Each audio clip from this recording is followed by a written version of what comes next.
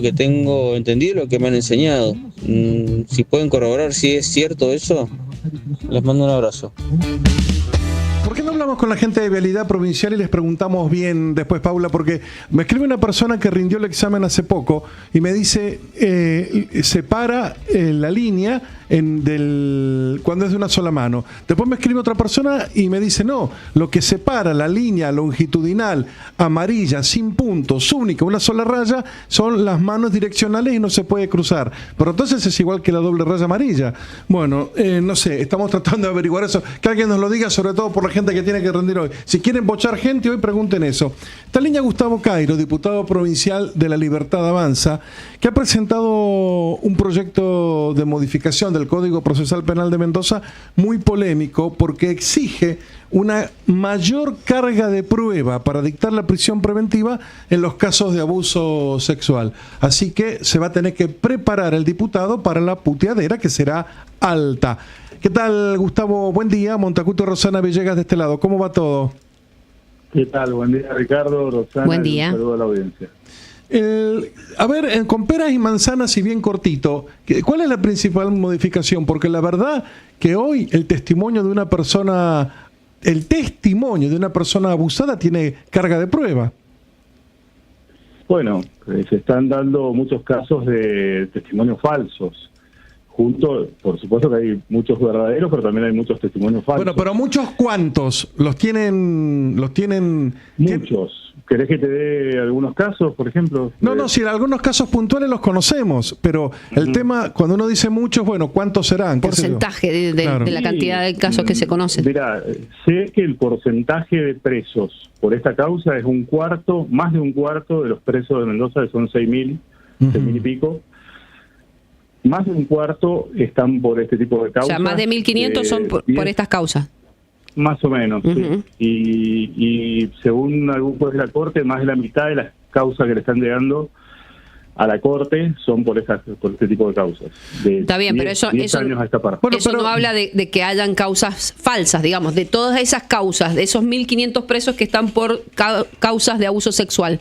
¿Cuántos pueden haber estado por una falsa denuncia? Si hay alguna forma de corroborarlo. Hay muchos porque ante la mera denuncia, muchos fiscales lo que hacen es meterlo preso, por las dudas. Después, por ejemplo, no solo en el caso de parejas, sino en el caso de las escuelas también. Un director y una secretaria fueron presos varios meses por una denuncia que después se comprobó que era falsa y el director fue abusado en la escuela de Las Heras. Un montón, una vidente. Sí, o la vicedirectora de Tupungato, ¿no? Hace poco, que también había sido denunciada por pedofilia en este caso y no tenía absolutamente nada que ver. Bueno, en este caso, afortunadamente no fue preso. A ver, salgamos de acá un segundo y pensemos en esto. ¿Qué prueba debe considerar un fiscal a la hora de dictar una prisión preventiva en un caso de abuso sexual? ¿Y qué haría en ese caso cuando el abuso sexual es simple?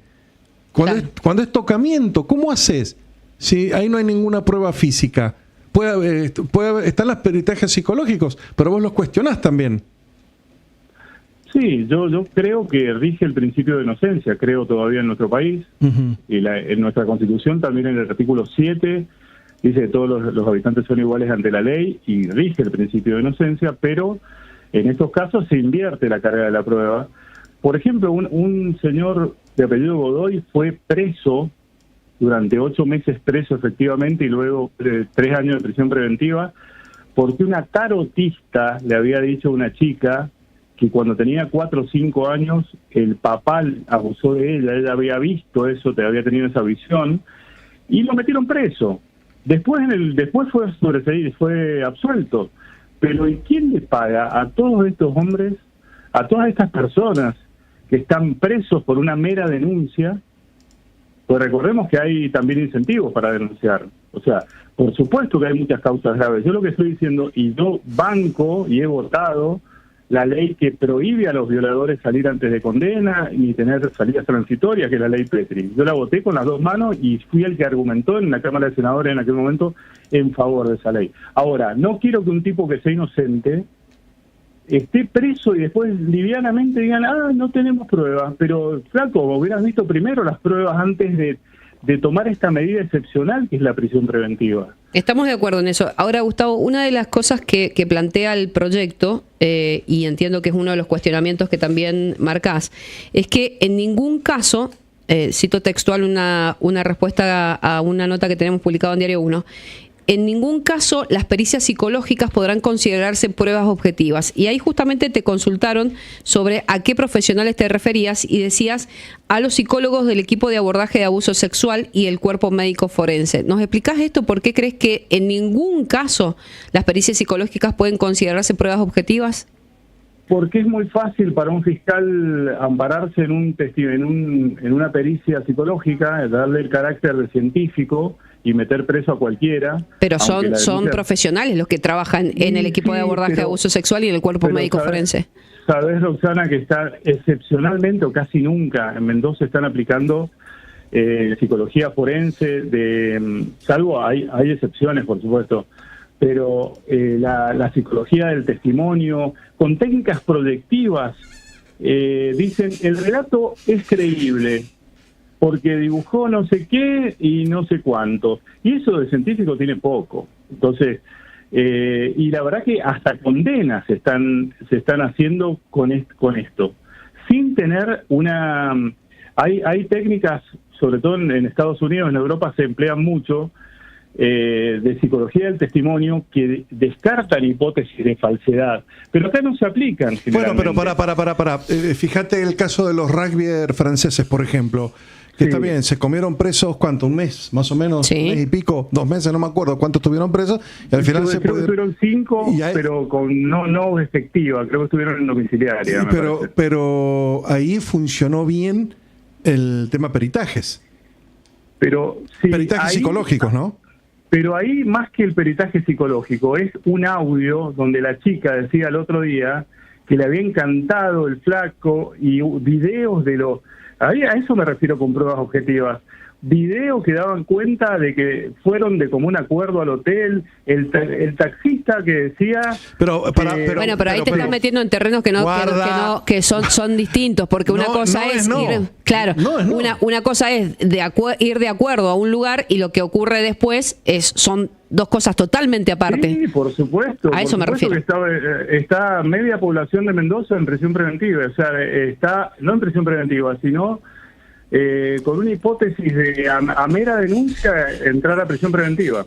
En libertad condicional, eso quería decir. Estamos en estado de sospecha, yo entiendo eso, pero tiene que haber maneras relativamente seguras, porque ¿para qué es la prisión preventiva? Primero para proteger a la víctima, después para proteger a la prueba. Entonces, tampoco es un estado de condena. Ahora, en general, cuando vos hablás con los jueces y conversás con ellos fuera de los micrófonos, te dicen, mira, nosotros siempre, además del testimonio, buscamos una prueba, un testimonio, un indicio, algo más que el testimonio de la mera denuncia, ¿no? ¿Qué sé yo? Y lo justifican con una pericia de esta que te digo, una técnica proyectiva, cualquier cosa, y los meten presos sin siquiera escucharlos. O sea, realmente está pasando eso. Yo la verdad que podría no meterme en esto, dejarla pasar, porque la verdad que lo políticamente correcto en estos tiempos, pero fijémonos que en el caso, en Estados Unidos, el caso de Johnny Depp con la ex esposa, que hay en Netflix 3 capítulos del juicio que él le hizo, el movimiento Me Too, que fue de donde surgió todo este movimiento en el resto del mundo, salió a repudiar a la chica porque lo había denunciado falsamente, o sea, y eso banalizaba la causa. Acá en el caso que vos citaste, Ricardo, de los rugbyers, yo no vi a nadie salir a decir, che, no banalicemos estas causas, porque eso claramente fue una falsa denuncia para mí, o sea, no tengo ninguna duda, con 0 consecuencias para la denunciante, de ese y muchos otros casos más. Entonces, 0 consecuencias, porque ni siquiera se les abre proceso, 0.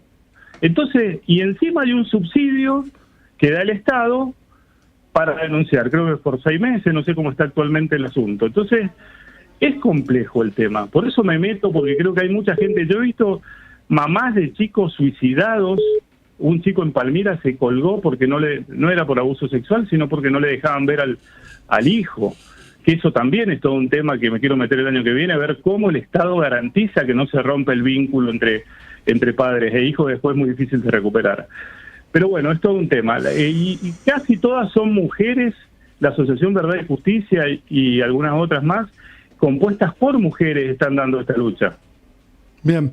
Lo último, Gustavo, te saco de tema completamente. Vos has trabajado mucho en modificaciones a la ley de tránsito. A lo mejor sabes esto que estamos tratando de averiguar por uno de los accidentes que hubo este fin de semana.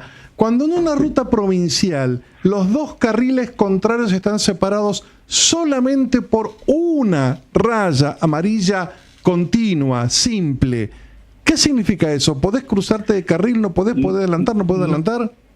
No se puede cruzar en ese caso para ninguno de los dos lados. Es como si fuera doble raya, te alcancé a escuchar el final de lo que vos estabas planteando.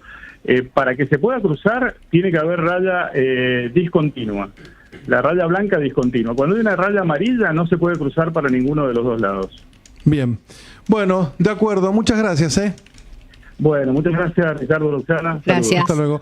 Gustavo Cairo, de La Libertad Avanza con el proyecto de exigir una mayor cantidad de prueba en los casos de sospecha de abuso sexual. 11 de la mañana, noticias.